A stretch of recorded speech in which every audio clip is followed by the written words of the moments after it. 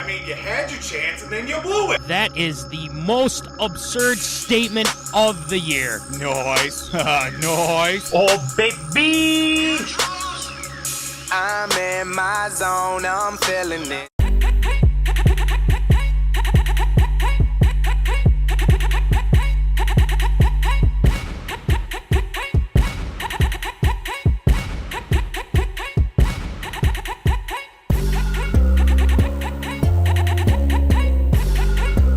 Live from West St. Paul Studios, it's time for MinneZona Sports Live with DJ Matty C and Paul the Shield Vogt.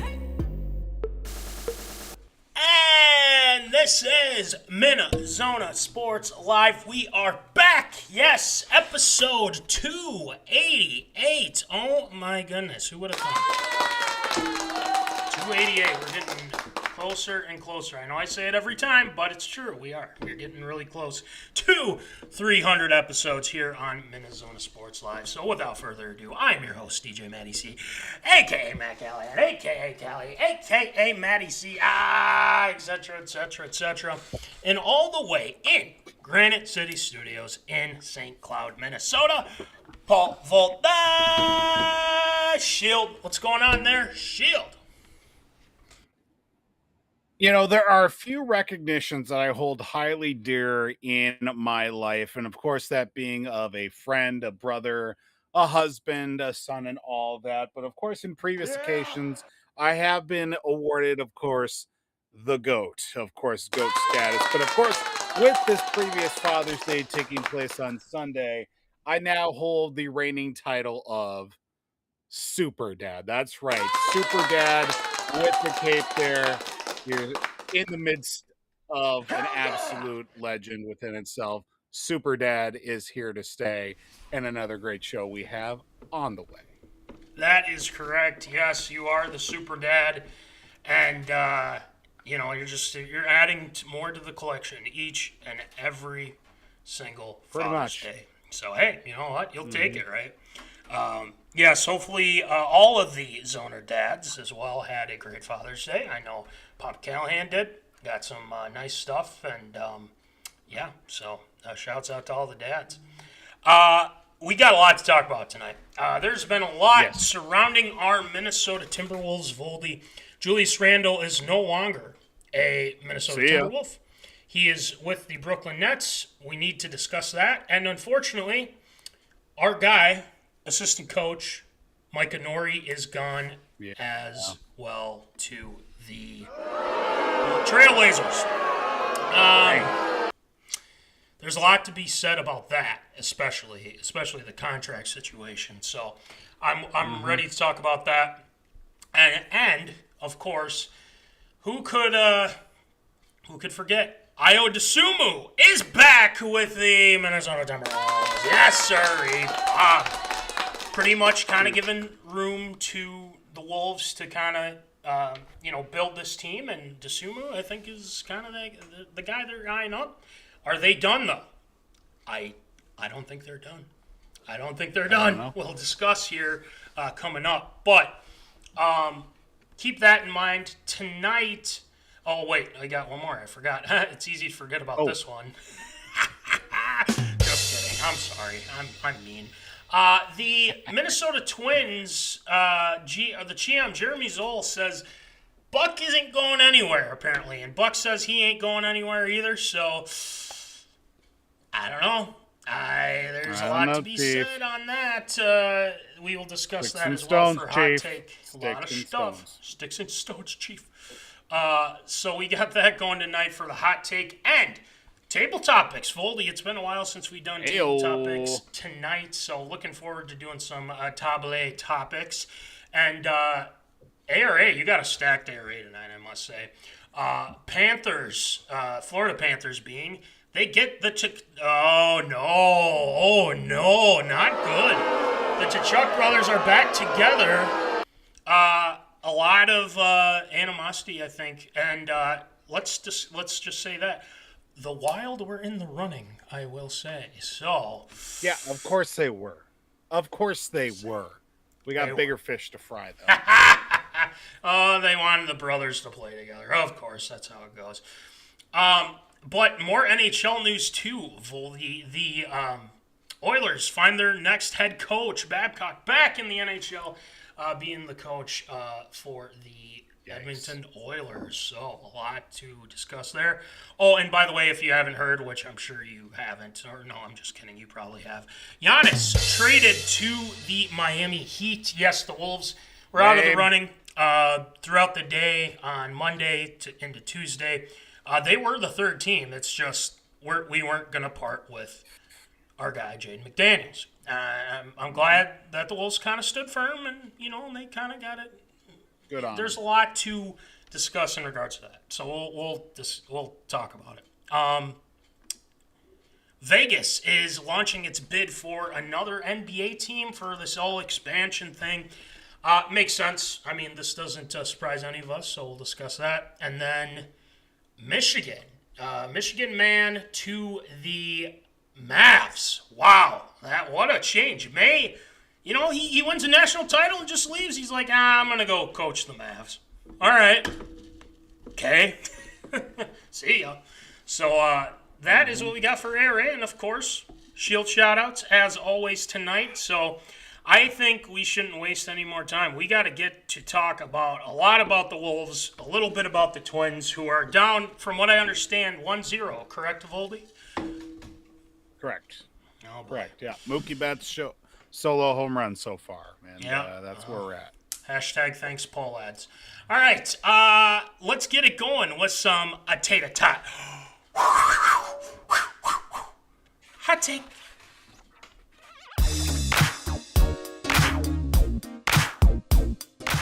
Fresh out of the oven, it's Tater Tot Hot Take.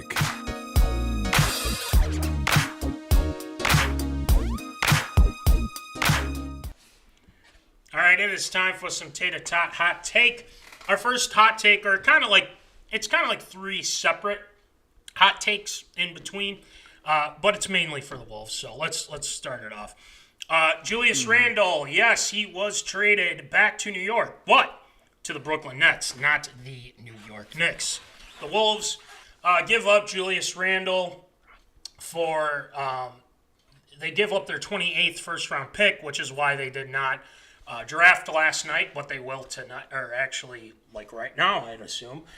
So I'll keep an eye on it. Actually, I got it on my TV here, so we'll see who the Wolves pick.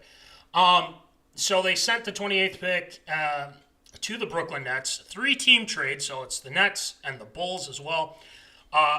The trade also sends Nick Claxton to the Bulls as well, and the Wolves acquire the Brooklyn Nets 33rd pick. So, obviously, second round here. So, the Wolves pretty much are like, we're dumping the cash and we're saying, here, go to Brooklyn. Good luck. So, that's kind of how they looked at it. But, Voldy, a lot of people on the social medias were kind of scratching their heads a little bit for a couple of reasons. One, they thought maybe there was some value there for Julius Randle, maybe to get a player or get a pick or whatever. Right. But it didn't seem to be the case here for the Minnesota Timberwolves. And it just, I think the Wolves were just ready to move on, and he knew he was going to be gone, so the Wolves just kind of went with it. So, Voldy, what are your thoughts on the trade? Do you like it? Do you think there's more to come? What do you got? I mean, I think there's definitely more room for, I wouldn't say vast improvement, especially after the last few years. I think there's definitely some room that you could maybe make another move to at least help bolster the backcourt, because we already know we're going to be without, DiVincenzo, I would say, at least for the beginning of the year, if not a good portion of next season. So do you go out and get another little point guard, or do you stick with what you've got? Maybe do you, continue to hold on with a little bit of, TSJ with Terrence Shannon Jr.? Do you go maybe try to work something out, a little bit more veteran experience? I mean, Mike Conley is going to be hanging out for another, for his 37th year in the league. A lot of questions in that area. But the fact of the trade that you look at with Julius Randle taking him and moving on from him as well, I think is definitely a move to at least free up a little bit more of that, I didn't want to say there's animosity, but it certainly, as the season came to obviously the critical points when it was that showdown and, that matchup with, the Spurs in the playoffs, didn't really see a whole lot out of Julius Randle as a whole in that series too. So getting that, maybe of course, with the swapping of the picks, and then ultimately not getting a player in return, kind of made it a little bit interesting to at least get a, maybe a 1-for-1 trade. But if anything, I think the Timberwolves are definitely about trying to inject a little bit more youth in this group here too, that already has a good amount of youth. Now it's just about making it a true step in the right direction for them with establishing more guys. I think that'll be more favorable for years to come. I think there's more behind this. I think this move tells me that they're trying to get somebody big on this squad. Now, there's been a lot of rumors in regards to that. I'll get to that in a second. I just want to get to the trade here in general. The trade that this trade kind of felt like one thing, and one thing only.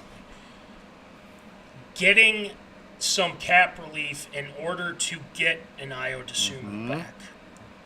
And also getting rid of a Julius Randle who, again, has been inconsistent. There have been reports that he thought he was getting dealt at the deadline coming up, and they ended up not doing that. They decided to stick with the core, and that's what they did. Now, I think if you are Julius Randle right now, I don't think there can be any worse place for you to go play basketball, and that's in Brooklyn. I mean, Brooklyn is terrible. They are not good. They're not a good team. Not good, Bob. Not good. And, not good. There are a lot of aspects I feel like, I don't want to completely bash Julius Randle, but what I'm saying is that I think they're going to miss some of his game a little bit because, again, he could get to the basket. He is a big-bodied guy, and he could hit when he was hitting his shots. I mean, they were nearly unbeatable when he's hitting shots. Now, but when he's off and when he hogs the ball and he tries to keep forcing things, turnovers, miscommunications and things like that, that's when they get in trouble. And then you have to rely on Ant to try and bail him out. And the thing is he's not he was never the number 2 option. He's too inconsistent. He had a pretty good playoffs last year, but then he kind of fell off when we played Thunder again, and when we really needed him, especially when Ant was out, he didn't perform well. And that is a big issue. I think they made the right move for this. Now, it remains to be seen what they're going to do with this. I have a hard time believing that they're just going to stick with what they have right now. They're going to draft whoever in a couple minutes here and then be like, okay, I think we're good since we already got IO and everything like that. I have a hard time believing that because the national sports media has eaten up, and I'll talk more about this later on, but has eaten up this whole narrative that Ant wants out and the vultures are circling around getting ready to snatch him up and take him somewhere else, when I think that's completely and utterly absurd, to say the least. So, Yeah. I would say it remains to be seen how this turns out, and we all know that, right? You know, when the first trade goes down, oh, this team won or that team won. I don't know. We don't know. We can't really, put it as this team won the trade or that team won the trade. So, yeah. I would say let's just wait and see. But I think this had to be done, and some people need to realize that. But it's going to take some adjusting. I mean, there's no ifs, ands, or buts about it. All right. So speaking of that, the Minnesota Timberwolves lose their awesome assistant coach, by the way. A fan. I feel like we're fans of this guy. Mike Nori. Mike Nori, super nice Soundbite guy. machine. Yeah, soundbite machine. A great coach. We're very, let's give him some props. I think, getting a head coaching opportunity, he deserves it. I just didn't think it'd be Absolutely. this quick. I didn't think it'd be this quick. Yeah. Yeah, so basically, Mike Nori is going to replace Tiago Splitter. God, I didn't even know he was coaching the Trailblazers. I know, right? I had no idea. And he had to fill in for Chauncey Billups, too. Yeah, that Whole situation. I forgot about that, too. That's right, the gambling deal. So, Voldy, this is an interesting situation. The Trailblazers are this is only one guaranteed year deal. What? You're just, all right, see what you can do in a year. Good luck. Yeah, pretty What? much. Yeah. How Setting you him up gonna- for failure. Yeah. How are you going to have him do what he needs to do here? But he has two team options, 2027, 2028, 2028, 2029. So if things go well, they'll probably, figure out, how that goes. But I think they feel like he's up to the challenge. He has done a fantastic job with the Wolves. I think the guys love and respect him. I hope he does well in Portland. I really do. But I just didn't think it'd be this quick. I thought maybe after this year, it's kind of like I don't want to compare the two things, but it is kind of a B-Flow-esque type of thing. A very good assistant can turn out to be a really good head coach. I mean, outside of the legal stuff that's going on with Brian Flores and the NFL. But, just kind of on the cusp of finding the right opportunity. I thought it would be after this year, but here we are. So Mike Nori is headed to Portland. Voldy, what are your thoughts on our guy leaving for Portland? Yeah, the fact that he's getting just a 1-year deal is very interesting. Because you look at how coaches really end up year after year, of course, getting let go and then getting sent off, and yet they still end up getting paid one way or another to coach and to not coach in that regard. And long since the days of course, these prove me contracts that coaches used to get, now it's pretty much guaranteed that they're going to be around for at least 3, 4, 5 years, but a 1-year deal with an assistant coach that is definitely a key part of the turnaround of the Timberwolves for sure.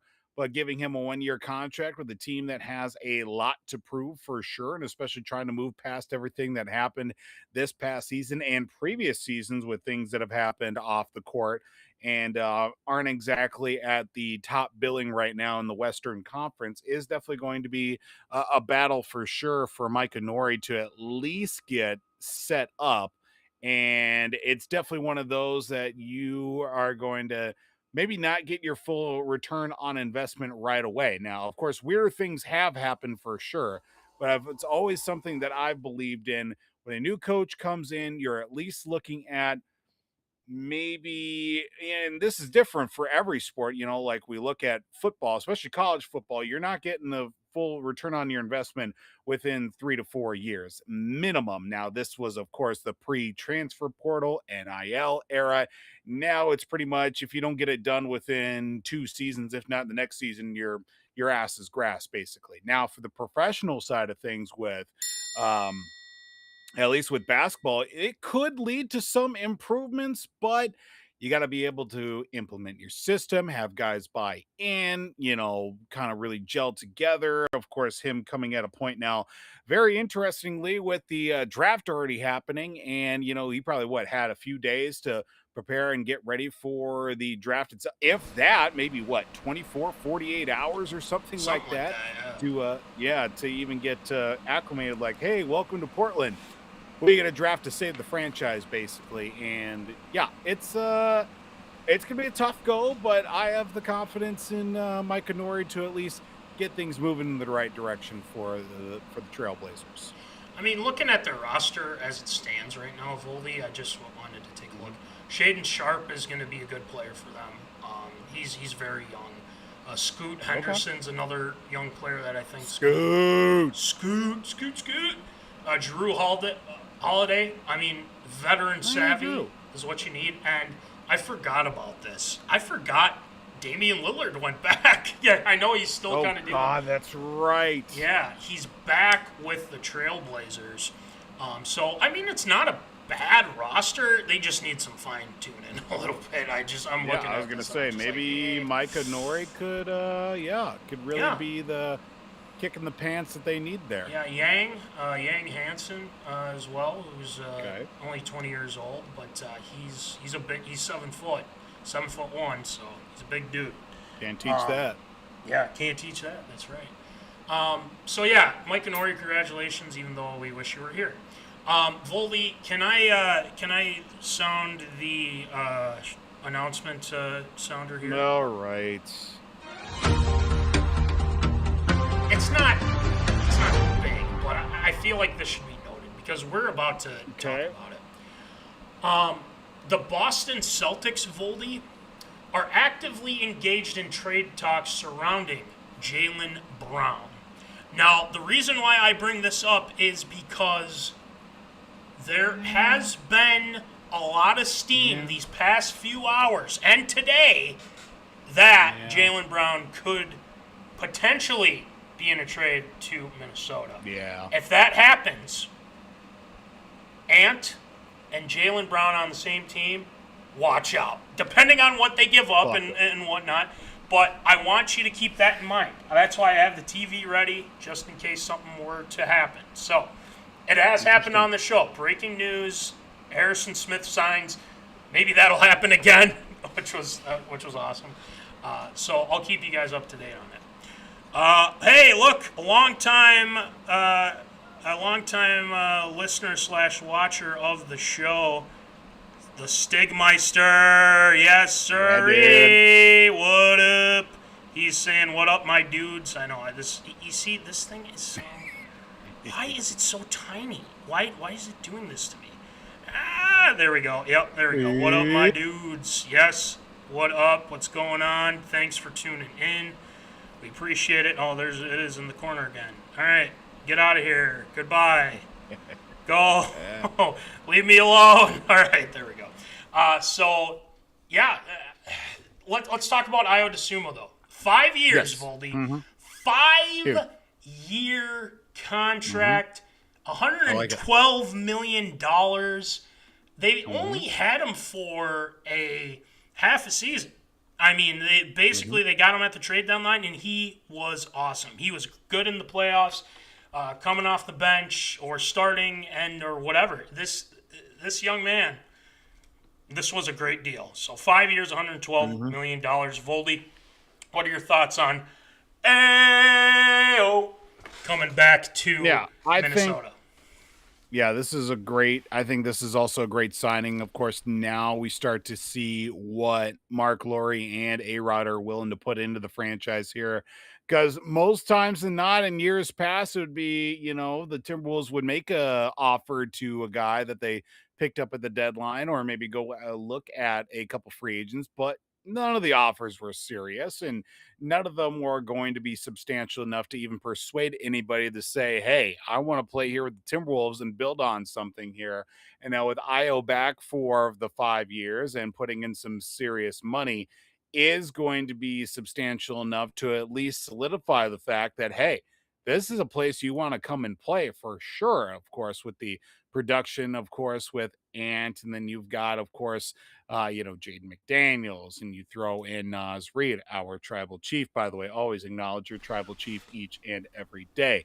New uniforms with the rebrand and everything. This is now starting to look like more of an appealing place for free agents to say, what do the Timberwolves got to offer, or what have you heard from Minnesota lately, as opposed to years past where it was just like, wait, I'm getting sent to Minnesota? Who did I piss off now at this point in my career? But no, I think this is huge just based off of, the short amount of time that we did have with him. And of course, the production that we saw in the playoffs too, when fully healthy.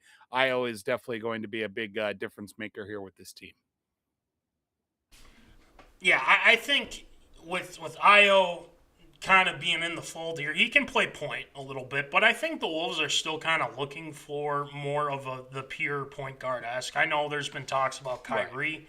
Right. There's been talks about Ja Morant, but I really, really hope that's not the case. Don't trust him. Can't trust him, for one. So I think with all of this, with signing Io, the big thing is this trade, and I kind of teased it at the beginning here, Voldy, was that, okay, Wolves traded Randall. What does that mean for Ant? Well, what happens, Voldy? You know exactly what happens. The national sports media happens. And when they hear something like that, and I'm not saying I have no issues with Brian Windhorst or I think it was Tim McMahon that said this too, about how it is almost inevitable, and how dare they say that about my Marvel and Thanos as well. I'm just kidding. Stupid joke.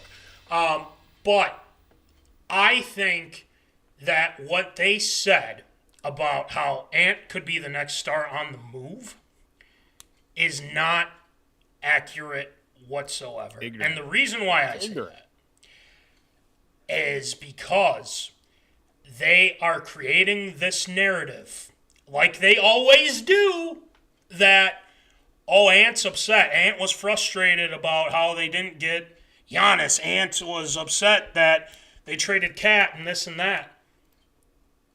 Well, tell us, where are you getting this information? Because I got John Krasinski saying that that Ant is, frustrated how the season ended. He wasn't frustrated with anybody on the team. Maybe he was with Randall, but you know what? Guess what the Wolves did? They said, we're getting him out. So the national sports media, they like to just keep pushing and pushing and pushing until they get what they want. Well, guess what? That ain't happening. No. Because if the Wolves, I'm not saying this is going to happen. I'm not going to make an absurd statement here.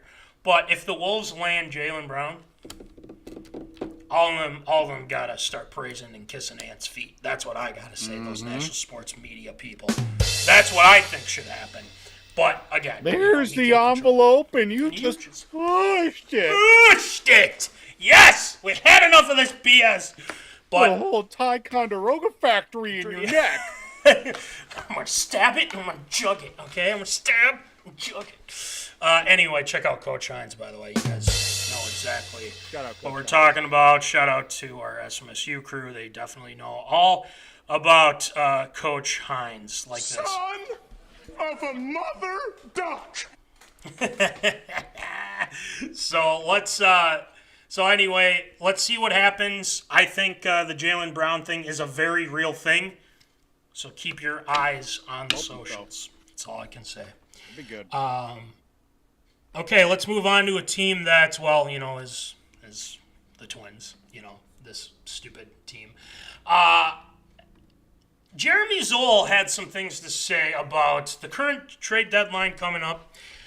We kind of briefly touched on it last week, but we discussed how the Twins are probably going to be sellers at the deadline. Now, did that involve Buxton? I think we said either one of the two will be getting traded, Buxton or Joe Ryan. At this point, I think there is some hints to say it's unlikely Buxton or Ryan will get traded at this point, which, isn't a bad thing because, like we said last week, you trade Buxton, that attendance is going to go down a lot. Now, before I get into that, I actually did watch some of that game yesterday. I want to make this known again, and I know you're probably sick and tired of me saying this and how this has all, been very negative on the Twins and this and that. But what I saw yesterday, I know it was Tuesday, and, there's not a lot of people out in the ballpark. It's a work week, whatever, but it's the summer. Kids should be outside and, going to ball games. What I saw in that game yesterday, I couldn't believe the amount of empty seats. And the fact that I saw more Dodger blue fans in those stands and having more cheers, more jubilation is absolutely pathetic.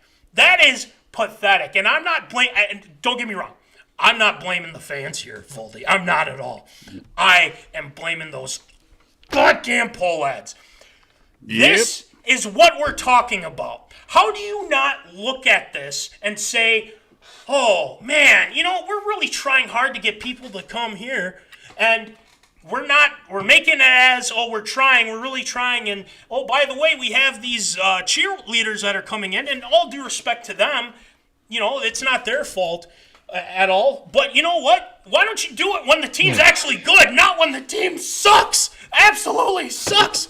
I don't understand why you can look at this whole organization, this whole situation that you're in, and think we're doing everything that we can to bring people in. This is absolutely a travesty, and it's a joke. I think if you want to look at Tom, the poll ads and everything like that, you just show them what happened last night. There were Dodger fans up in the third deck, Voldy. They took off their T-shirts, and they're waving their T-shirts up there. No, that's the tarps off movement. Yeah, they are taking over your stadium, Tom Pollad. And you're letting this happen by making these boneheaded decisions that your family has made for years and years and years and years. What I saw last night was horrible. Absolutely, positively horrible. And he should be ashamed of himself for all this. I don't care if you bring Ludacris out. I love Ludacris, by the way. He's coming this weekend, I believe. Shout out to Luda and everything like that. But when your team is so bad that the opposing team has more fans than the home team, that is a huge, huge problem. This is unbelievable to me how bad it was yesterday. And I mean, yeah, the team lost and whatnot. I mean, the Dodgers are a better team. I'm not saying that. What I'm saying is, I just watched that last, and I'm looking at all those empty seats, and I'm just like, this is embarrassing. This is so embarrassing. saying, what have we come to? And we warned him. We on the show, Voldy. We've done the show, 7 years going on 8 at some point.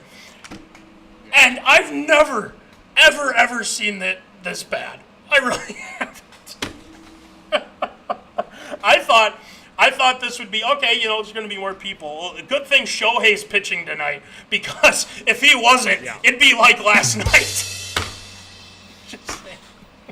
It didn't also help that they had the rain delay there to start things, too. They were, half hour behind or something like that? It was crazy. Yeah, there was. It was raining pretty good for a while there yesterday. So, I know you're correct on that. But yeah, it was raining pretty good up here, too. Sorry for the impromptu rant, ladies and gentlemen, but what I saw last night was embarrassing. It was so embarrassing. Oh, my God. All right, anyway, back to what we're going to talk about here. Jeremy Zoll says Byron Buxton, he ain't going anywhere. He says we have no plans to trade Byron. Right. It's not something we're exploring. It's not something we plan to explore. We continue to have productive discussions with Byron. I think he was very clear on that point last week. That's when he said that he's a Minnesota Twin and everything like that, and I appreciate the loyalty. That's, you got to throw props out to him for that. But also, just from my seat, this is what Zoll said, from the Twins' perspective, and that's not something we plan to explore. We just wanted to hit that head on. Well, I appreciate the transparency, but you know what? I don't believe him, to be quite honest with you. But, Voldy, what are your thoughts on Zoll's comments here?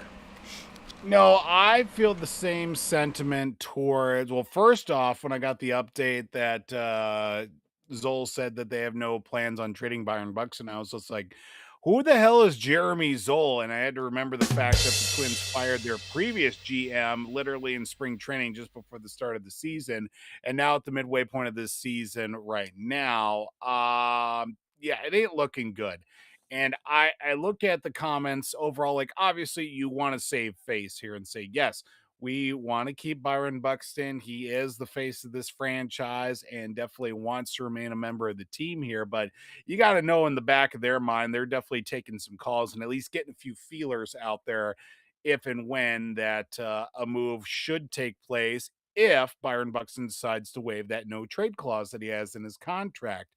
And, he came out and fully said, I want to be a Twin my whole career and everything. That's great to hear. But the club on the other side has yet to really voice that same support. Of course, Zoll saying that they're not actively looking at trading him. But you'd like to think that maybe the ownership would like to come out and say, no, we want Byron Buxton to remain a Minnesota Twin. That would be great.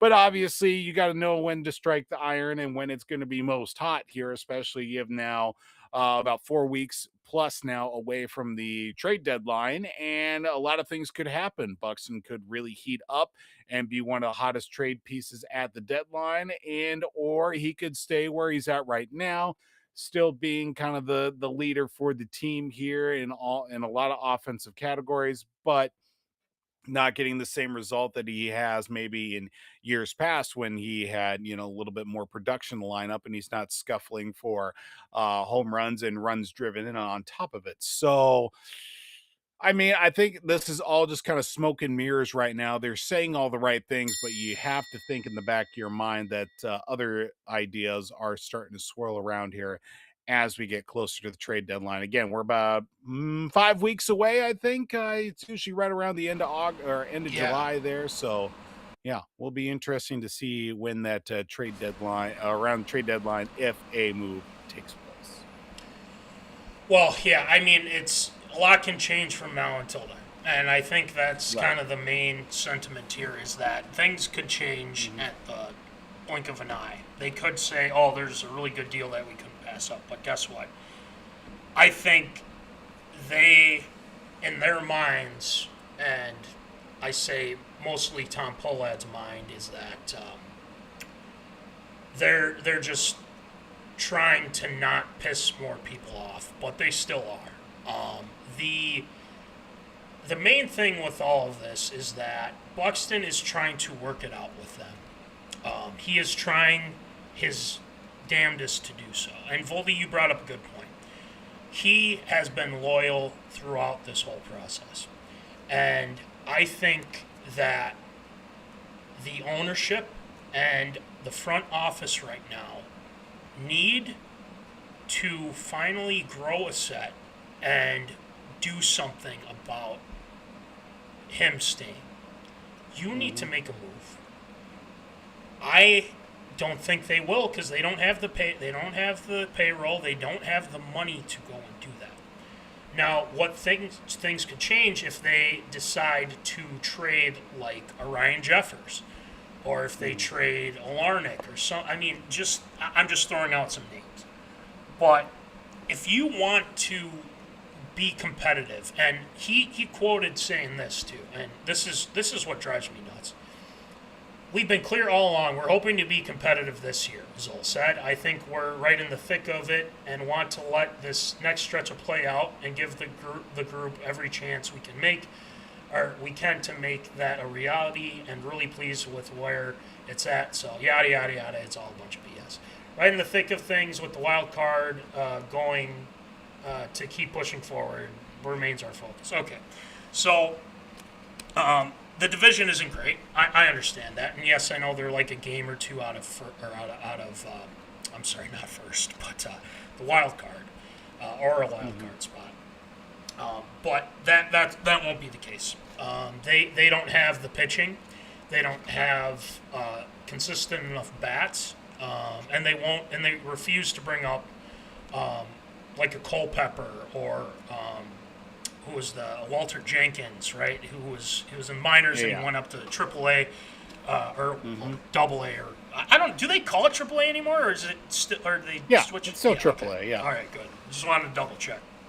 So, I think I don't believe anything. If they keep saying that they're going to be competitive and everything, don't believe a damn thing they say, because this team doesn't have the bullpen, they don't have the starting pitching, they don't have enough consistent bats in the lineup. So, but to say for Buxton, I think he is going to stay. I think I'm going to give them the benefit of the doubt. I think he will not be traded at the deadline as it stands right now. I know a lot can change, but as it stands right now, Voldy, I don't think Byron Buxton will be traded, because like I said, if they do trade him, you might as well just cancel the rest of the season, the last half of the season. But anyway, no, I'm joking.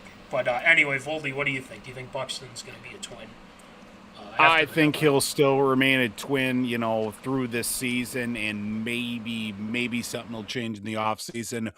Or it very well could be that if the Twins lose 10, 12 in a row here in the next month, month plus here, all tunes will change, and it'll be like, all right, I think it's time. We're not trending in the right direction. I think it's time to maybe move on. I know that having Derek Shelton come back here with the team was supposed to be the right move in the right direction, but of course, with the first season, there's a lot of things that need to change, and obviously, coming up with some young players. Oh my god, well, talking about the Twins just exhausts me one way or another.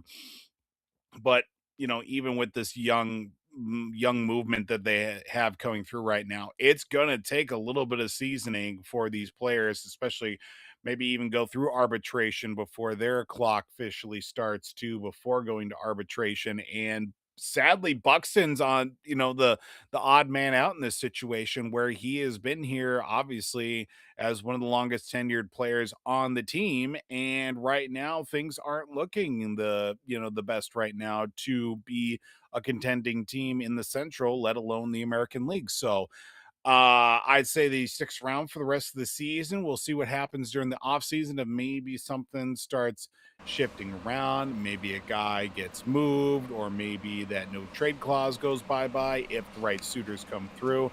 There's a lot of question marks, but I think for the time being that Buxton stays as a Twin. Okay.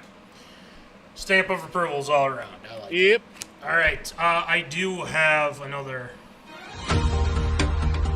announcement.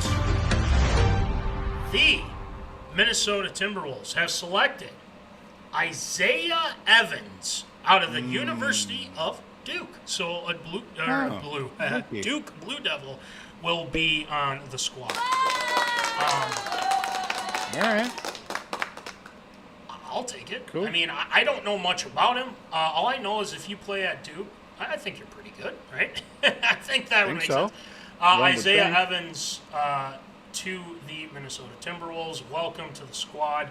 I think he is a forward, shooting guard. Do we know? Do we have any indication? We'll kind of figure that out. So anyway, yes, Isaiah Evans to the Minnesota Timberwolves. So welcome.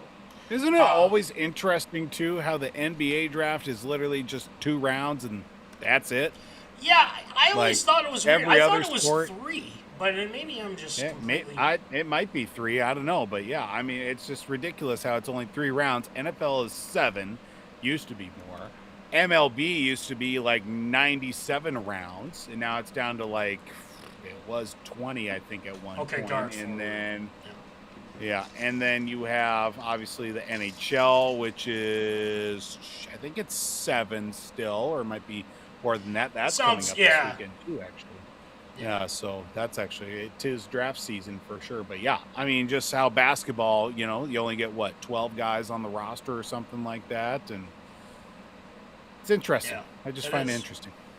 Yeah, they're moving along, though. They're keeping it moving, so at least you're not sitting on a pick and, you know, so on and so forth. So, all right, that'll do it for a hot take this time around. A lot to discuss with our Minnesota sports, especially the Wolves and the Twins. And yeah, so I'll have to look. We'll look during the middle of the segment when we switch over. But guys, it's table topics time. We got a couple good questions for Voldy and for you, the Zoners. Feel free to chime in, throw it in the chat. If you're watching this, you know, pre-recorded, you know, watching this after the live, let us know. Maybe you can stump Voldy or stump me, whatever. Don't matter. Anyway, let's get it going with some table topics. The tables have been set. It's time for MinneZona's Table Topics. All right, it is time for Table Topics made famous by Mama Callahan. Shout out to Mama Callahan. I've been doing this since our SMSU days when we first started as well. So it's one of our favorite segments, and you know the deal, guys. If you know the answer, which some of you might be using your laptops and or phones to find the answer yourselves, but that's okay. We appreciate it. Whereas Voldy, he's doing it the old-fashioned way, and we appreciate that. Let's start off with this one tonight, Voldy. Okay.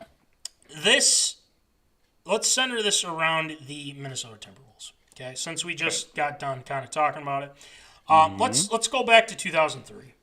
In 2003, what Timberwolves guard averaged 23.5 points and 5.5 assists in a 6-game playoff loss to the L.A. Lakers? That being Shaq and Kobe at the time. So in 2003, and I'll give the Zoners a second here to take a second. But yeah, 2003, Timberwolves guard averaged 23.5 points per game and 5.5 assists in a 6-game playoff loss to those L.A. Lakers. Again, it's pretty much the dynasty. The odds were stacked against them. It was the Lake Show. It was peak Lake Show there. Yeah. Even though they don't want to admit it, but just remember where the Lakers started from. Just saying. This great state of Minnesota. So, Voldy, what is your answer? If I had to, I got 2 names that float in my mind, and I know that one of them is definitely a stretch for sure, but it's definitely a name worth mentioning too. I'm going to throw out the name that I feel a little bit more confident with, but I think positionally is not where I'm 100% sure on. I'm going to say Stephon Marbury. I should have given a buzzer or something. we'll do the booze. You guys get it. So unfortunately, no, it is not him. Okay. But I'll give you kind of a hint because this is actually pretty recent news that this former Minnesota point guard for the Wolves was hired at a Twin Cities high school recently. Oh, yeah, I saw that too. Farfit Nugan. I forget his name. No, but I saw that too. Like, oh yeah, he played for the Timberwolves. That's cool. Yeah, he's actually coaching. Wait. Oh, I thought. Wait. I'm sorry. I thought it was. He's assistant. I thought he was. The head coach. He's actually So he's an assistant for Minnetonka. So. Any other guess? No. No, I got nothing. You're going to kick yourself when you hear this. Troy Hudson. Yes, Troy Hudson was one of the most pesky guys for the Wolves. And I think he was pretty much in the same boat as like a Sam Cassell when he was there, but he was hurt in that series, which could have maybe the Wolves could have beaten the Lakers. Who knows? I don't know. But he was amazing against the Lakers in that series, especially filling in for Sam Cassell. Definitely did his best against him. He earned the name Laker Killer, too, in that playoffs. Nice. That's a pretty... My only other guess was going to be Wally Zerbiak, and I knew that was going to be wrong, so... Yeah, it's all right. Hey, it was a tough one. I mean, it was a tough one because, I was like, oh, I just saw this. So his son actually wrapped up his 8th grade year at Hopkins. So... Well, there you go. So his son's obviously going to be in the fold as well. So they're in Minnesota. So hey, it's pretty cool. Yeah. Shouts out to him. I'm going to do another one on this table topic, Voldy. Alrighty. This one, I think, puts out I would say more or less. I think this is probably easier, but this is a Twins one, Voldy. Okay. On August 23rd, 2009, what longtime Twin hit 2 home runs in the same inning? So take that for what you will, zoners. Same inning. Oh, boy.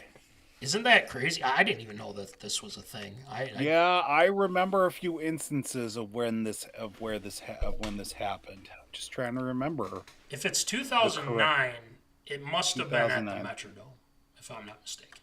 Right? Yes. Okay. Yes. Yeah. Unless it happened on the road as well. So that's one true instance too. I remember of when it happened on the road, and the Twins ended up losing at that point. So I'm trying to think if that was. So one more time. On August 23rd, 2009, what longtime Twin hit 2 home runs in the same inning? Okay. Voldy, what do you got? I got 2 names that come to mind. I'm going to go with the one that I know for sure it has happened. Now I'm just trying to think of the year that it did happen. I'm going to say with my guy, Justin Morneau. Damn! I know! Dang! I thought Golly, off my game tonight. That's all right. Hey, we're it ain't no slam dunk, no pun intended. No. Do you have another guess? Do you want a second to... Well, 2 home runs, 2009. It's a long-time Twin. Long-time Twin. Yeah. He I would say he was with the Twins for a long time too, and he was effective. I mean, he was there, all the way through Gardy and whatnot, and yeah, I'm gonna say Michael Kadire. Hey! There we go. All right. Yes, Michael Kadire hit 2 home runs in the same inning. Isn't that something? I love Cuddy, Does it man. say like where it happened? I want to say it happened like Kansas City. Well, let's take a look here. I think I we want should. to say it was in Kansas City where they had like a 12-run inning or something like that. Let's go, Michael Cuddyer. Yeah, on.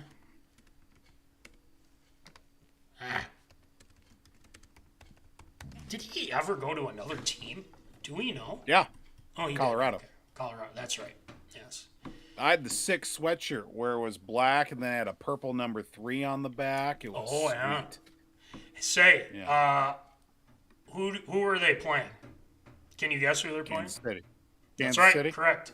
At Yeah. Kauffman Stadium. You were correct. There So you go. that Yep. one deserves another. And I know Morneau had a 2 home run in one. I'm pretty sure it was 2 home runs in one inning. Sounds about right. Yeah. In Oakland, when they were up like 10-0 in like the second inning and ended up losing that game somehow. Yeah. But yeah, it was wild. Wow. Yeah. That's insane. All right. So anyway, that's the ones, and we're gonna move on to the next table topic. Let's Yes, take a sir. look what we got next. All right, what do we got? Let's see. Which one did I? Yeah, that's not the one. There was one that I wanted to do next that I think that would give you some. It would be tough. All right, let's do this. What team did the Vikings beat in 1976? NFC Championship game. The last playoff game. So what team did they beat in 1976 NFC Championship game? The last playoff game at Metropolitan Stadium. Voldy. What do you got? This is 76, correct? Yes, 1976. What team did they play at Metropolitan Stadium, a.k.a. the Met, where Papa Callahan was a lot of the times, and especially Papa Callahan, his brothers, my uncles, yep, they were there too. So, what team did the Vikings beat in 1976 NFC Championship game? The last playoff game at the Met. So, Voldy, take a second because I'll give you a hint. It isn't the Aints. Okay. Thank goodness. So, Trying what to do you think got? back, seeing some of the old highlights at Metropolitan Stadium. I watched a Football Life documentary the other day on Alan Page. Well, two of them come to mind. Again, I'm gonna go with one. I'm gonna say, timing-wise, post-merger, where they moved. I'm gonna say the Cleveland Browns. I will say that was a good guess because there was that whole I think it wasn't it Madrashad? Papa Callahan was at that game, by the way, which is crazy. Push off? Not the push off. No, it was when the Vikings. It was a Hail Mary and Ahmad Rashad. Oh, that caught one. it. Yeah. That one, yeah. Okay. Let me give you a hint. Okay. There is a fan that has been on the show that is a fan of this team specifically. Okay, then that was going to be my other guess. Was it the Rams? Correct. It's always the second one, right? What was the second one? Golly. Yeah, the Rams.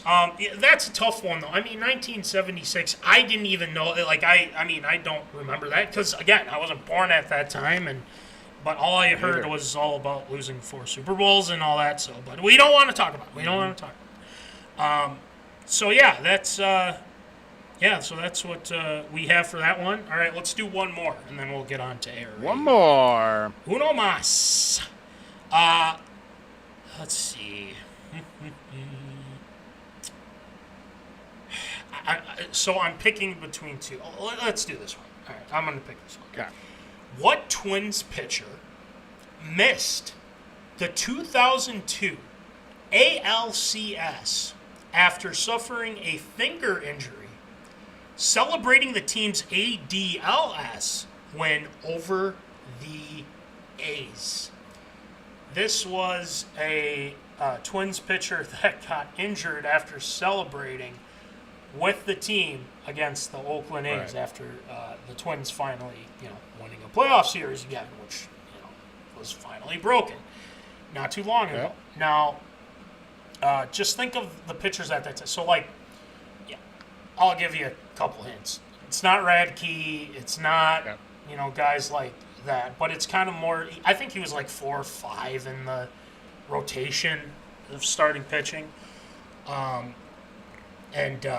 So gets injured after celebrating, and then they go to the ALCS. And I think they probably take on the Yankees, if I'm not mistaken. And they get smoked, as always. Maybe it was somebody else, I don't know. But anyway, Voldy, do you have a guess for this I do have a guess. Okay. Is it Eric Milton? That is a good guess. I forgot about him. I forgot about Eric Milton. My other guess is going to be... Is he even still on the team there? No, it probably would have been too late. Can I give you the initials? Let me give you the initials. Sure. D.H.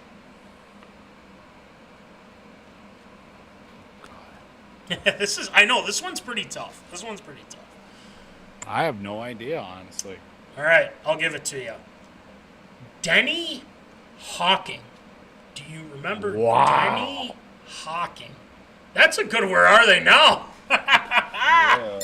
Denny Hawking, yes, he got injured, and maybe that's why they lost the next. I don't know. Crazy. Yeah, so that's what we got for that one. Voldy, I'm going to give you one that I think you'll probably get right away. But Okay.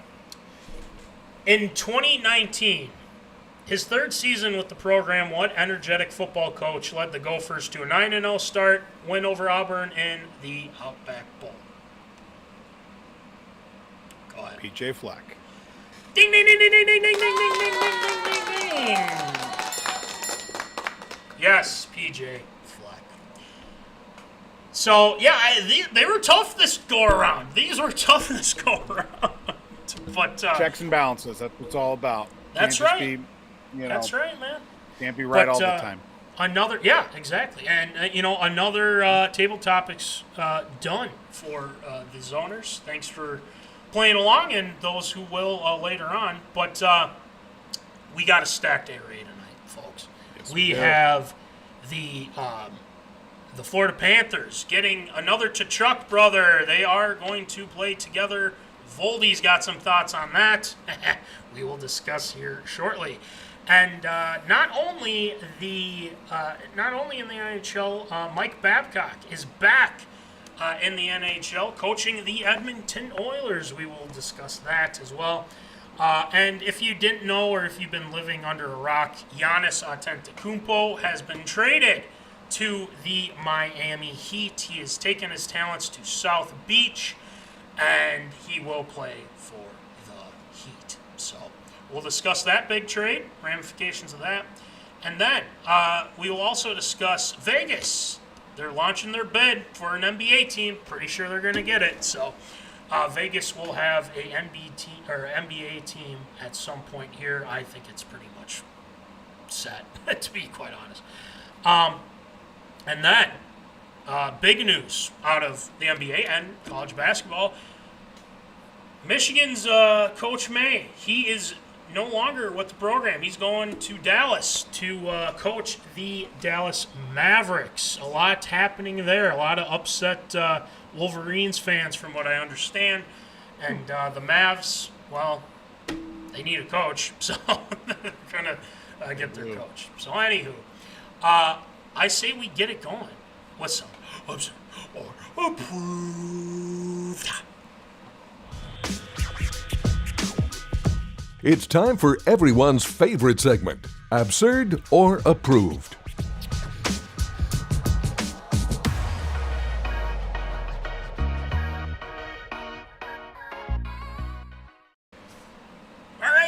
is time for Absurd or Approved. So, Voldy, why don't you rattle them off for us, please? Well, we start off in the world of the NHL as the week got ready and rolling on Sunday as the Ottawa Senators dealt their captain Brady Tkachuk to the Florida Panthers. Just when you thought that one Tkachuk in South Florida was bad enough, let's get two of them together. Deals to the trade did include Ottawa landing both of the Panthers' first round picks in Friday's draft, the number 5 and number 25 selection as well. And that will also include a 2029 first rounder, which is a projected top 10 pick, and a 2027 second round selection. 4 draft picks, one guy, one set of brothers down in South Florida. Of course, Florida has been no slouches after making it to back-to-back Stanley Cup championships after the reign that they did have in 3 finals appearances over the last 4 years. But sadly, did miss the mark this season with numerous injuries. Of course, losing their captain, Sasha Barkov, early on in the season. Matthew Tkachuk was also on the mend in the back half of the year as well. But now, adding a little bit more to their goon squad down on the beach.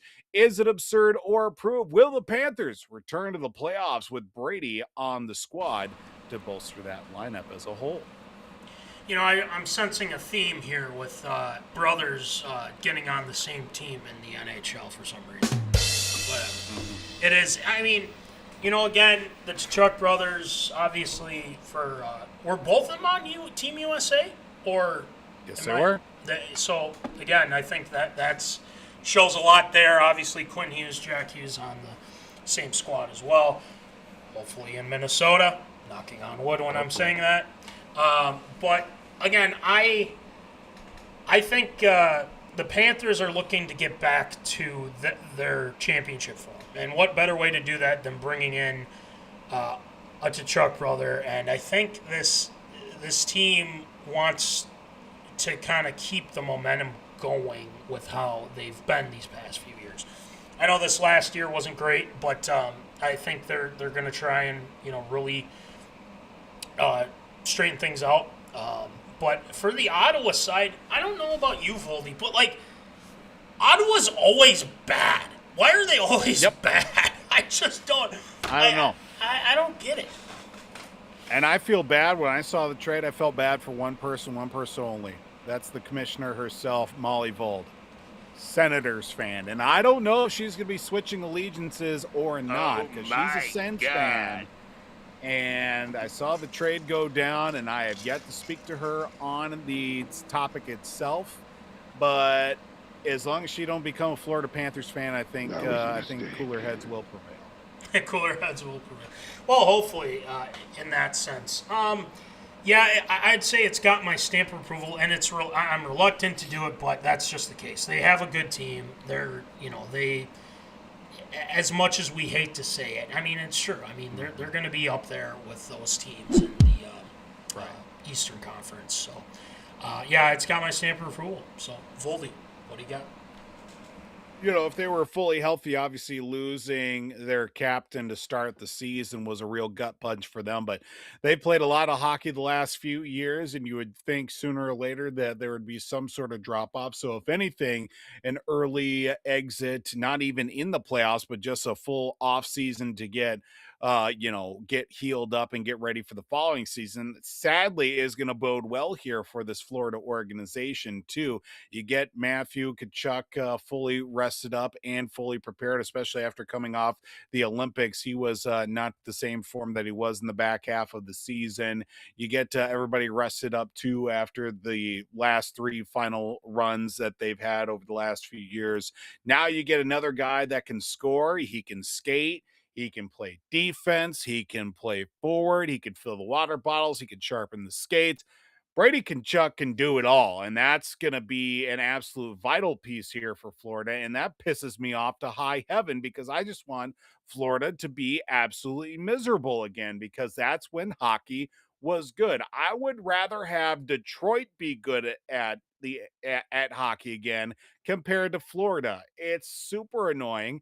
I hate Matthew Tkachuk to the highest level, and now by association, I have to hate Brady Tkachuk. And I liked Brady Tkachuk before he was on the Panthers, and now it's just he's guilty by association, and now I have to hate them even more. And it's just something about Matthew Kachuk's dumb, arrogant face that just pisses me off even more too. And now Brady Kachuk, who's the baby of the two, I gotta hate him too out of principle. Nothing personal, fellas. It's just business. But will they return playoffs? Absolutely. They're gonna be great, and it's gonna piss me off. It's gonna be fantastic for everybody except for me. You're about to put somebody through a table saw, I think, Voldy. It seems. Me, like I'm gonna put myself through a table saw. Mortal Kombat style. Finish him. Shasisa. One last thing. I do have. I mean, it's not Minnesota Timberwolves breaking news, but I do have breaking news on the socials because the draft is over. The Detroit Pistons are trading that the controversial Isaiah Stewart to the Memphis Grizzlies for 3 future second-round picks. Isaiah Stewart to the Memphis Grizzlies. Well, I think it suits him because he can go and try and fight everybody and on God's green earth. He's like guy's like a bowling ball that will attack anything that by God moves. He tried to throw people out of the way to fight LeBron, I think, at one point. So it's fitting. There's Memphis. So anyway, that's the news there. But yeah, I think, like we said, I think the Panthers, unfortunately, might be pretty good. It sucks. Anyway, next one, Voldy. Well, sticking with the world of the NHL, the Edmonton Oilers coming off back-to-back, of course, Stanley Cup Finals appearances coming up on the short end twice to Florida and an early playoff exit this season, have hired a new head coach, and that would be Mike Babcock, familiar name in the ranks of the NHL. But of course, this was days after he was cleared by the NHL after an investigation that led to his resignation from the Columbus Blue Jackets back in 2023, before he even coached with the franchise as well, after some public criticism came over a request to look at personal photos on the players' phones at the time when he was supposedly coaching in Columbus before he actually even coached the team as a whole. Of course, the pedigree is well stated there for Mike Babcock, of course, with Stanley Cup to his credit as well with the Detroit Red Wings and numerous stops along the way, and a winning coach for sure. But now with even a nucleus that they do have that does include the likes of Connor McDavid, Leon Draisaitl, hopefully a fully healthy Zach Hyman as well, and of course everybody that went along the last couple seasons with that Stanley Cup Finals appearances in back-to-back seasons. Mike Babcock will be taking the reins here for a team that could probably use a little swift kick in the rear end for sure. But is it absurd or approved? Will the Oilers get back to their full playoff form under Mike Babcock as head coach? Well, I know that they've been good. I mean, the Oilers have been very good and going to the playoffs, and obviously McDavid, who might be a Minnesota Wild player at some point. Just kidding. I don't know. Who knows? Somebody thinks so. Eric Johnson. But I would say that adding him back into a well-set squad that they have over in Edmonton is a good fit, because you're not inheriting a team that's bad, that has maybe a couple players here and there, and then you have to work out certain guys, that have to bring in guys and whatnot. There were some some of the guys in like McDavid and Draisaitl and Hyman were involved in the process as well, which I think is helpful from this point. But I think, as a collective, they felt that this was the smartest route to go. I know that they're, like you just mentioned, with the whole ordeal that you were talking about with the Blue Jackets and whatnot, the personal photos and all that. It seems to me that this was, he learned his lesson. Now he's coming back, and then maybe trying to prove, hey, I can still do this and whatnot. So I'll give it my stamp of approval. I mean, they're going to need a guy, hopefully like him, to get them over the hump. And I don't know if it's going to be necessarily good or bad. All I know is that they got to do something. I mean, they're at the doorstep. They just got to plunge right through. So I'll say stamp of approval. Voldy, what do you got? Boy, this is a very interesting hire because of some of the backlash that has come from Mike Babcock, and obviously him being retired the last 3 years too, and of course not even getting to coach a game with Columbus before he resigned his position, and all the turmoil that came out of that set back Columbus a few seasons as well, despite having notable stars there. And then you also look at, obviously the numbers do speak for themselves too, with him being a very well noted coach for sure. Of course, winning a Stanley Cup, winning gold medals at the Olympics and World Cup of Hockey, World Championship as well. But then you also throw in how this could really affect the team too. It could go either way. This could be a really great opportunity for the Oilers and a coach that has been there. He's done that, and he's going to take this team and mold it to where it needs to go. Or it could be more of the same old, and he just takes his franchise and just buries it into the ground here with some of the quote unquote old school tactics that don't exactly jive well with today's game and players. Now, there's a lot of things that maybe some old school coaches could get away with in the days before social media and everything. And obviously swapping stories at the bar and in the locker rooms after games is one thing, but now can't really exactly hide from some of the things that you can do to, maybe mess with people's minds a little bit. That's not going to play too well. Will they get to their playoff form again? I think, again, it's just, you play a lot of hockey, sooner or later the wheels are going to fall off and something bad's going to happen. And I feel that even with an early playoff exit for the Oilers, it could have been great. This could be a good thing. Everybody gets a few extra weeks to rest, relax, and get back and shore up things for the following season. But I'm going to say it's got my stamp of approval, not because of Babcock, but because of the fact that the Oilers had a little bit more time to rest in the last couple of seasons. We'll see how it all pans out. It could be good, could be bad, as we all know. So, all right, next one, Voldy. Well, if you've been living under the rock the last couple of days or even the last few months as well, the Milwaukee Bucks have traded their franchise icon Giannis Antetokounmpo and Bobby Portis to the Miami Heat for Tyler Hero, Kel'el Ware, Jamie Jaquez Jr., Kasparis, we'll go with that, including 3 first-round picks, including the number 13 pick, which was from last night, one pick swap, and a 1 second-round pick. So a whole bevy of players and picks for Giannis and Bobby Portis as they'll be making their way down to South Beach. Now, of course, this has been in the talks for some time now. It's finally come through that the Heat were the front runners, of course, with the sweepstakes for Giannis and his services. Of course, previous conversations say maybe the Knicks, maybe the Celtics, maybe even Minnesota as a very outside looking team. And of course, it was looking at the trade deadline this past season to say maybe he'll get dealt then. And now it's finally come through that Giannis will be down on South Beach with the Miami Heat with Bam Adebayo and squad down there, and a whole change that will be taking place in Milwaukee.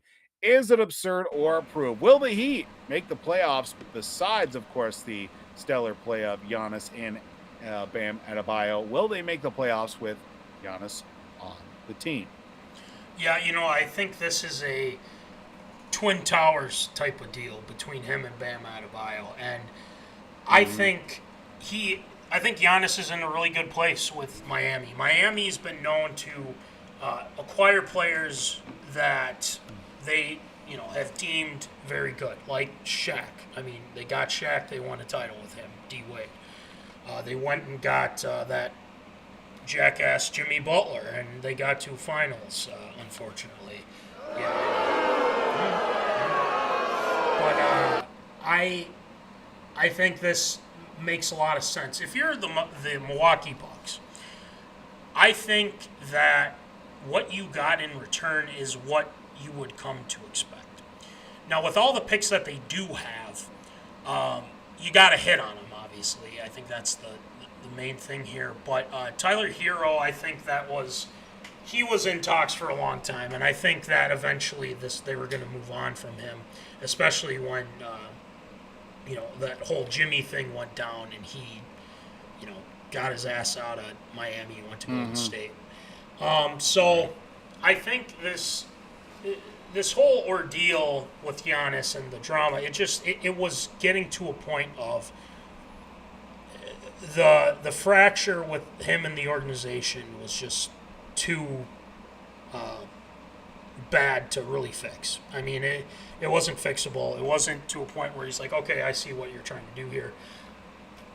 And I think the Bucks were very adamant on trying to get something in return.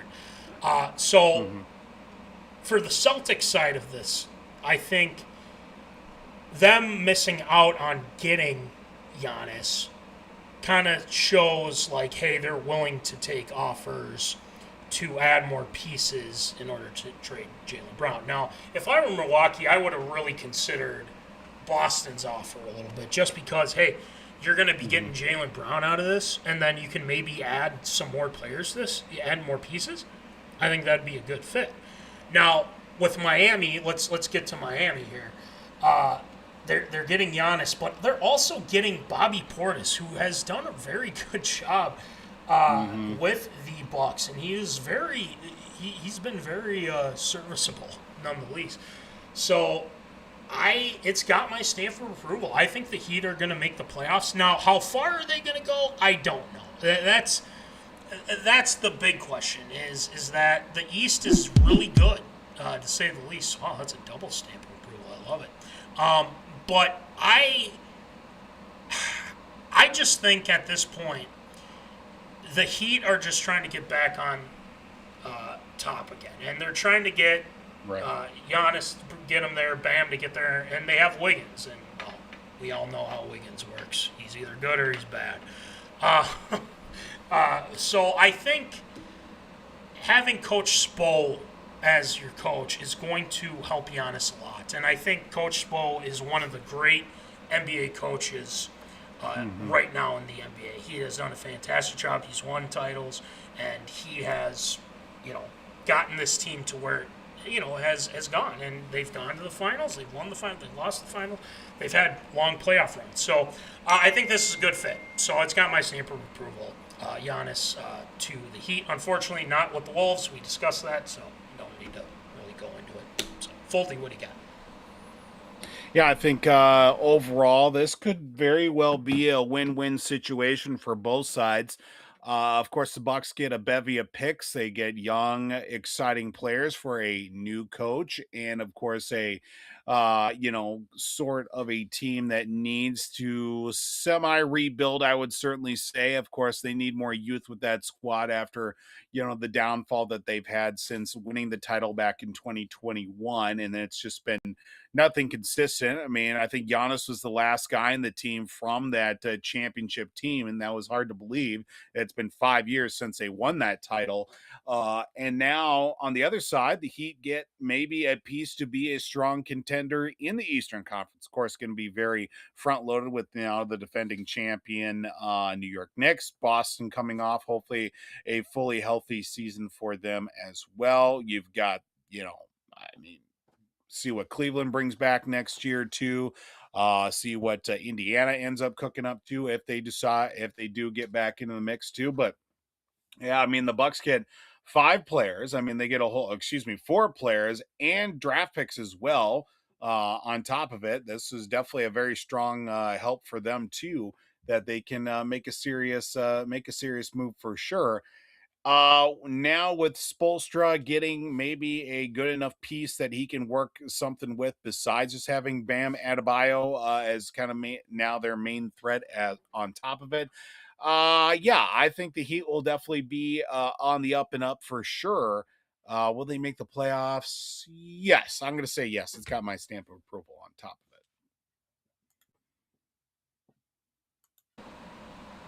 It'll go. Come on. It didn't. Dumb. There we go. There it is. Stamp of approval. There. So, yeah, it's going to be. I'm intrigued to see how him and Adebayo work down low like that. So, Yeah. it'll be interesting. All right. Next one, Voldy.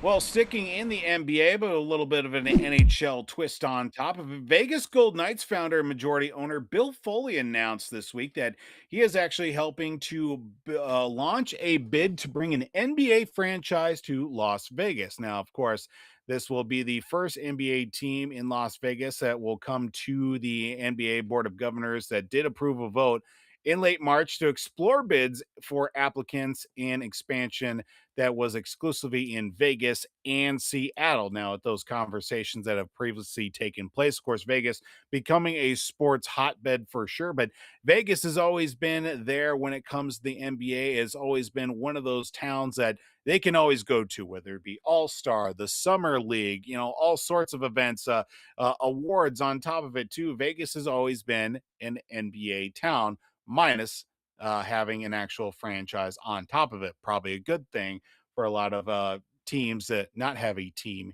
in Vegas. Now, of course, now we'll throw in, of course, at the time of which that they did have this vote and the owners all approved in exploring the bidding process for Vegas and Seattle.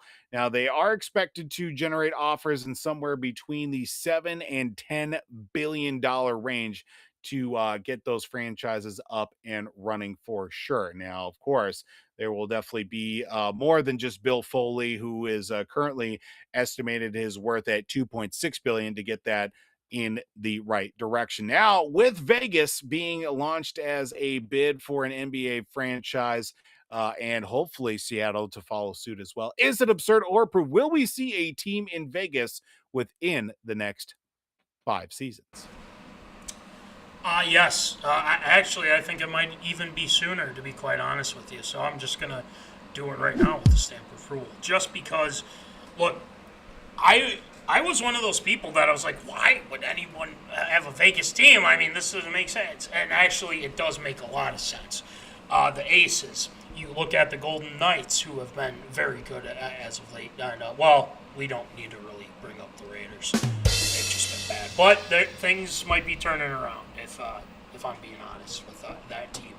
But I think this was bound to happen, and it's just going to solidify it. Now the question is, who's going to own the team, who's the highest bidder, and everything like that. Yeah. This I think is going to create more flexibility for the NBA. Obviously, they'll make more money, and then they'll have to realign the conferences. And this involves the Wolves, and the Wolves could be in the Eastern Conference. We'll see. I don't know, but I think it's that simple. I mean, it's got my stamp of approval. It makes sense. People go to these games, and you have the betting there, and it's a good atmosphere for sports, and so that's why Vegas is a hotbed now for a lot of sports teams. So I would say, and I think, I don't know, whoever owns it, they're gonna, they'll have enough people. Bill Foley, like you said, seems to be kind of the guy looking for it. So stamp of approval. Voldy, what do you think? Yeah, if we're looking at here from the possibility, of course, what we've seen out of Bill Foley since founding and, of course, being the majority owner for the Vegas Golden Knights, 9 seasons, 3 Stanley Cup Finals appearances, 1 Stanley Cup in it as well. But they've certainly been a mix as a threat for many, many years that they have been in the league. Of course, you've seen the success of the Las Vegas Aces. The Raiders are there. They've got a nice stadium, very destination travel for NFL fans on top of it.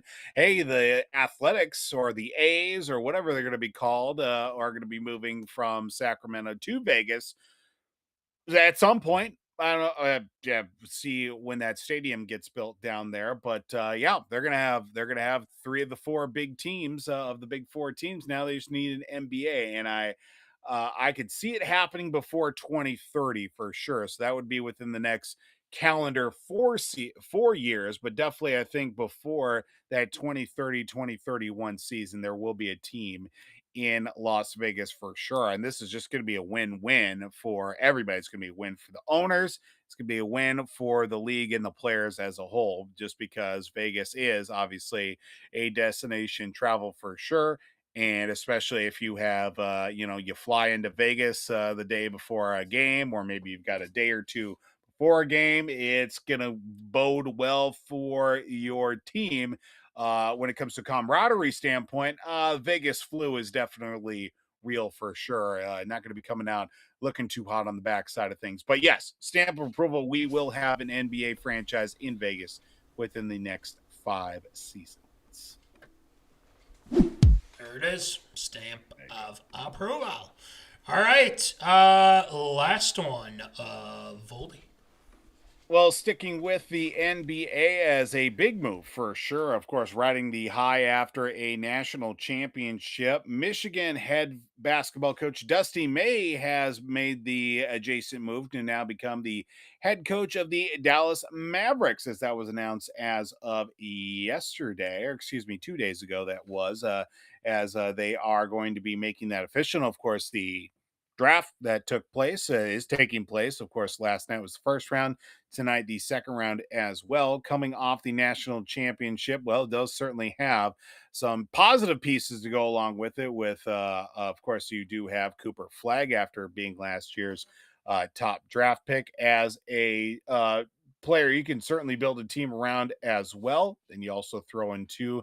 You have, I believe, Derek Lively. I believe the gentleman's name is as well. So there's definitely good positive things that you can look at with that. But now you also throw in the fact that what's Michigan riding off the high, of course, the national championship of you do bring back a few nice pieces to go along with it. And of course, a couple of guys also getting into the NBA, also based off of the play that they had this past season with the Michigan Wolverines.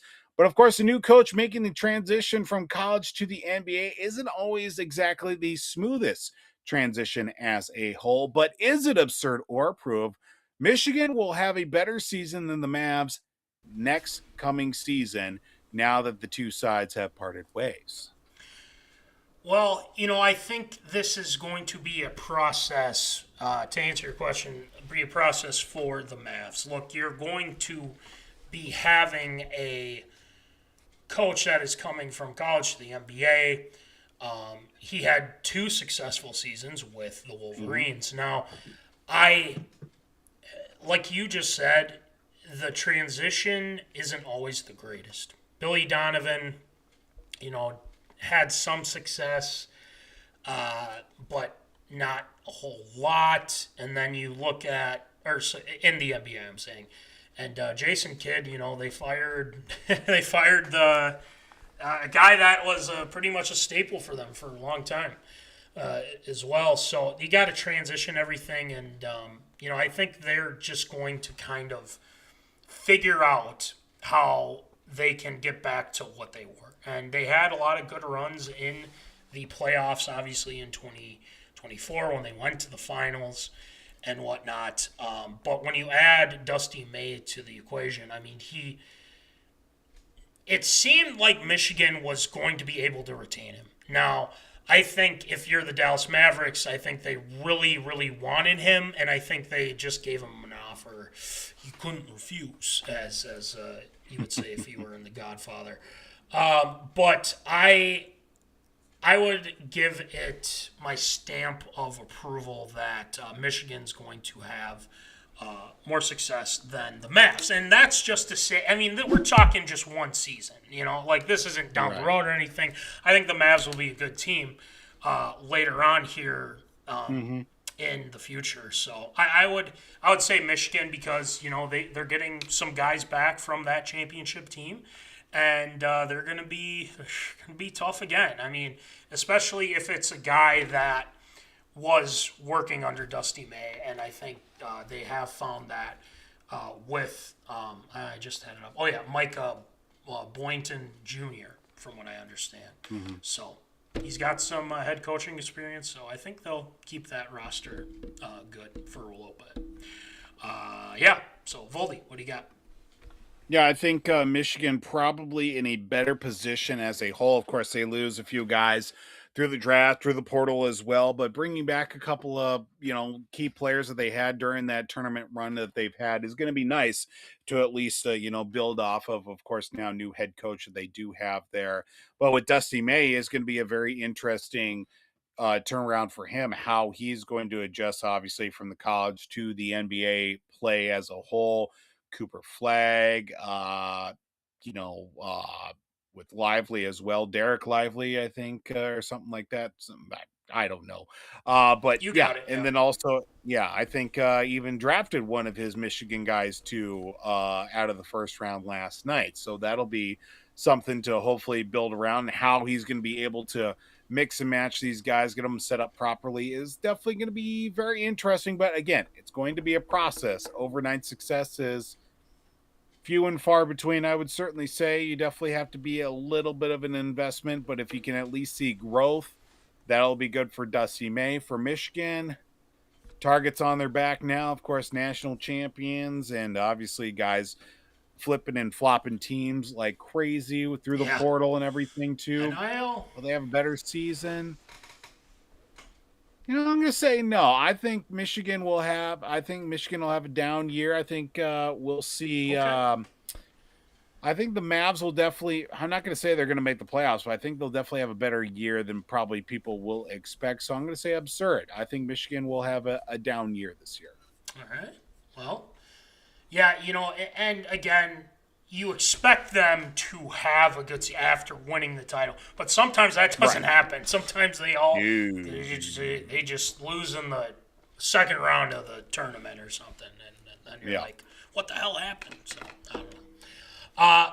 Win a championship, and sometimes there's a fire sale right after that. It happens many, many times. Boston did it in 2018. Chicago did it in, I think, 2010, 2011, where they just sold off the farm after winning the Stanley Cup. And I'm like, you guys just won. Now you're trading everybody. What the hell's going on here? We want a dynasty. That's kind of how it goes. All right, well, that'll do it for ARA this time around. Great job, as always, Voldy, on that. And we got to get to some Shield shout-outs. We got some Shield shout-outs for you guys tonight, so let's get it going. What's up? Shield shout-outs. Shield shout-outs.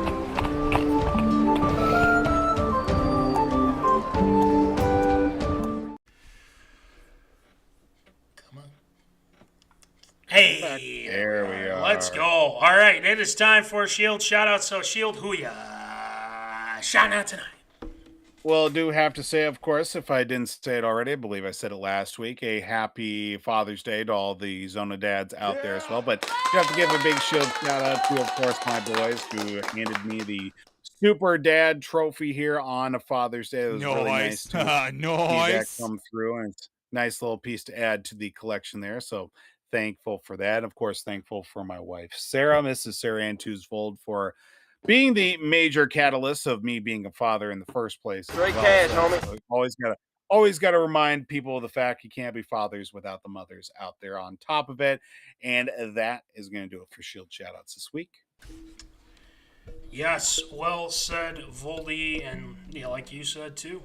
Shouts out to all the dads out there and whatnot as well. Super dads. For Voldy's case, at least. Super dad. We love it.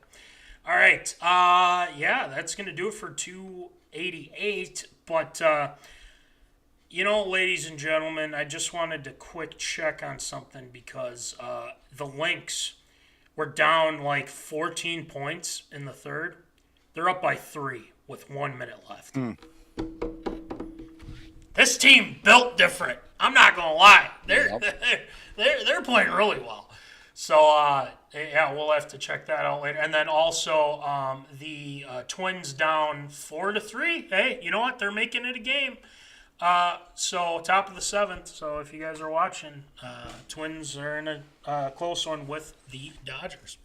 So a lot better than last night, hopefully. Ugh, yikes. So anyway, yeah, guys, if you're like, it's summer, I'm looking to, not get burned. I'm bald. No offense to anybody that's bald by any means. I don't want to, but if you're like, I need something to cover up, well, don't we have the things for you? Yes, we have MinneZona hats. We have the 5-year anniversary ones, the gray. We have the black as well. We not only have that, but we have these as well: the Minnesota Vikings, the Minnesota Wild, the Golden Gophers, the Minnesota Twins, and/or Patriots, if you will. We got the secondary Minnesota Vikings, got the Wild, got the Wolves. Whatever you want, we got it. So let us know. We got the hats. OG hats are still around as well. Be on the lookout for possible giveaways coming up, with the 300th episode being on the horizon. So keep that in mind. And yeah, we'll keep you posted. And if you're like, I don't really need a hat, I need some other stuff. Okay, well, we got stickers. We got plenty of stickers for you guys.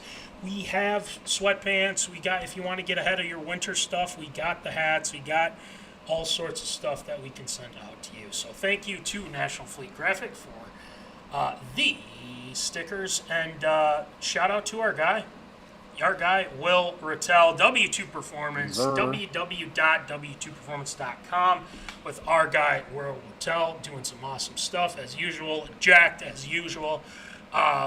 And shout out to Smiles for Jake, the softball team. We are a proud sponsor, and shouts out. And Voldy, any updates? How'd they do? We got rained out last night. Yeah, we got rained out. Mother Nature wasn't cooperating yesterday. Had a big old downpour late morning, early afternoon, and then some more came later in the night. But they called it right around about 4:30 before our 6:15 contest. So yeah, probably be making those up here. Mother duck. Yeah. Well, Mother Nature. Gets the best of you. But shouts out to your softball team. Shout out to our guy, Troy Stoudemire Jr., TLS Performance, doing his thing. And the Popcorn Bucket List, a lot happening with movies. This is prime movie season.